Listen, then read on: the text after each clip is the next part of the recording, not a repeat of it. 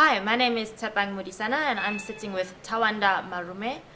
This afternoon, Tawanda participated in the ASI 2021 competition here in beautiful Cyprus.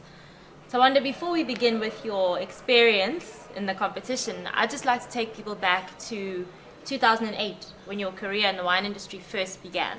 So you told me that you were working in insurance at the time. Share that experience with us, please. So my interest in wine started in 2009 when, like you say, I worked in an insurance company, and at the time within our department we were tasked to look for wines for a Christmas party, and I was given a few references to call in order to get the wines. But as the HR manager was talking about the wines, I realized I had no idea what she was talking about. So I phoned around, I went around looking for the wines and discovered there were not many wines available in Zimbabwe. So the interest actually came from wanting to import wines into Zimbabwe. So I moved to South Africa around 2009 with the intention of writing my UNISA examinations. After completing them, I decided to study through the Cape Wine Academy. Again, with the intention to know just the basics, but after a few courses I really fell in love with wine. So you're being shy with the real juice here. The juice is it was a very interesting journey from Zimbabwe to where we're sitting now in beautiful Cyprus. At some point you waited tables at Ocean Basket, and this was obviously to support yourself while you were studying accounting. You gave up on the dream of being an accountant in order to pursue a new dream in the wine industry. You subsequently said you worked at Neertlingshof, Yes. and then at Wine Concepts, where you shared with me that you had the opportunity to further your wine knowledge and your wine industry knowledge. Yes, correct. And so now you're here, and what lessons did you draw from that bulk of experience over the past over a decade? What did you draw from today in the competition? It's never enough. You Okay. can never Okay, fine. That's honest. you can never know enough. Yeah. And I think the purpose of the contest, I think we are all professionals in this industry, so we've been told again and again, it's not really to show you how bad you are, but to separate sommeliers from sommeliers, who thinks on their feet. So they throw you curveballs. Okay. For example? Well, the task that we had to do today, it sounded simple at presentation, but if you miss a few words in it, then you do completely a different thing. So as we started, we were told, listen, listen, and listen. So I walked into the room, I saw bottles, I saw glasses, I saw a candle, and immediately I thought, here we go, we're going to decant. But the task was not about decanting, it was about talking about what is in front of you, what is on the table, and if everything is there that you need. So all in all, and looking at all the videos of the past, you can see it's just to train you not using the obvious, but rather scenarios that you would not expect, and how would you react in such a scenario. I think that would make a really good sommelier. Someone who can think on their feet. Correct. Someone hit you with some hard fire questions. What is your favorite white wine? Yeah, those ones are very simple. Yeah. But you do get very difficult guests in our line of work, and Yeah. you need to be able to look after everyone. So they throw in certain tasks that you would not have imagined Okay. that they can test you on. So it's really about, okay, I have 2 minutes. This is the task that I've been given. What must I do to complete it? What can be done? What should not be done? And another interesting portion is the theory portion.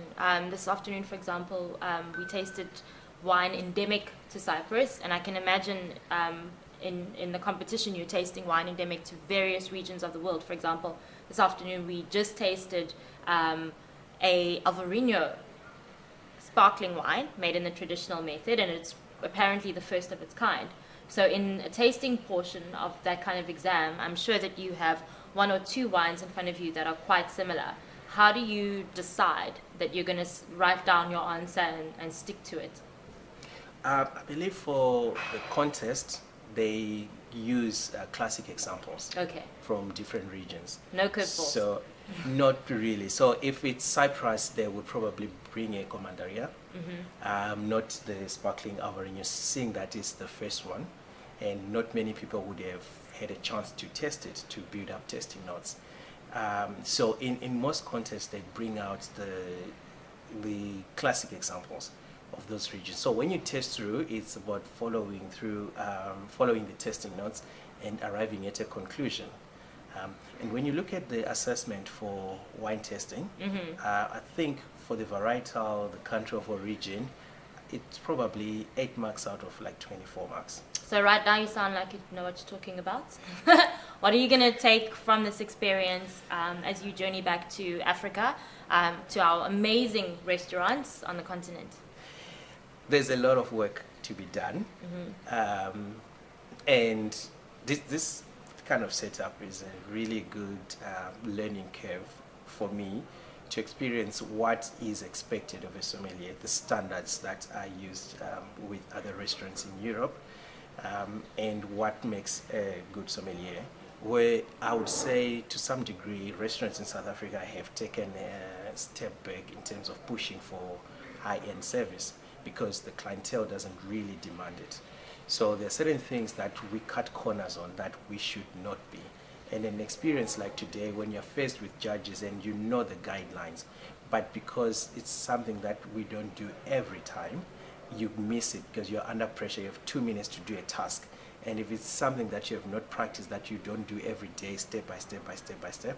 So I think that is something that I would take to the other sommeliers in Africa when we train and when we practice for future competitions.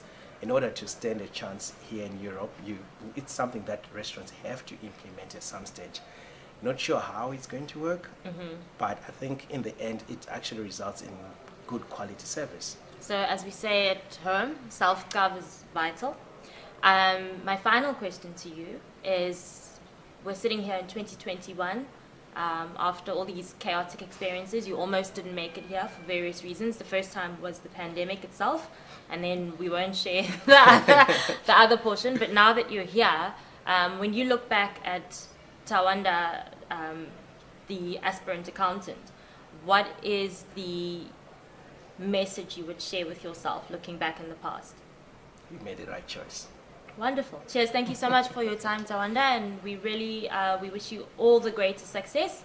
I know that it's a huge moment of inspiration for many of the sommeliers and your peers, but also I'm sure that for many of your guests in your restaurants, it's going to be a moment of pride. So we wish you continued success and we thank you for your time. Thank you so much.